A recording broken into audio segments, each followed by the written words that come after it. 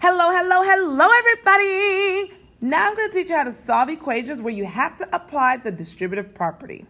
All right, first thing you want to check for is to see if there's any number that is added or subtracted on the outside of whatever is in the parentheses. I'll say that again. Check to see if there's any number that's added or subtracted outside of whatever's in the parentheses.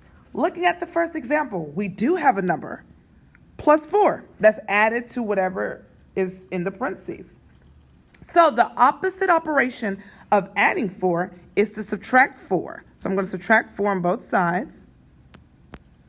Bring down my 3, and then 1 plus 6x in the parentheses. And negative 137 minus 4 gives me negative 141. And now it's just similar to the problems that we were doing in the previous video. So I'm going to distribute my 3. 3 times 1 is 3. 3 times 6 is 18x. Bring down my equal sign and negative 141.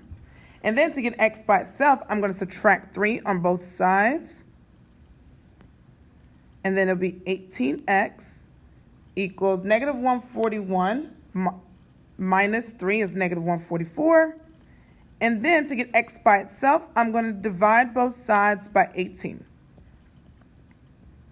And negative 144 divided by 18 gives me negative 8. And that's it.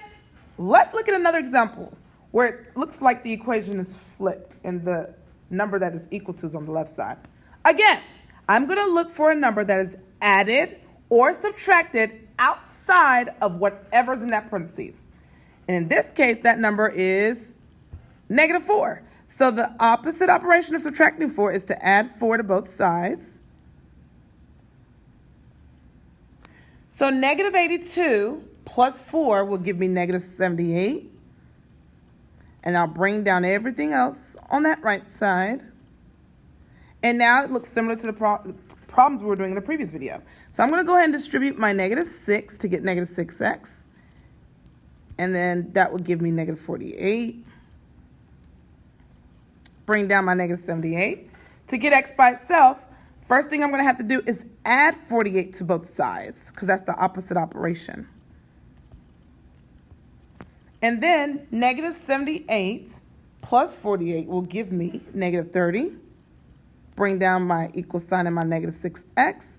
And then to get x by itself, I will have to divide both sides by negative 6. And so therefore, x will equal positive 5. And that's it.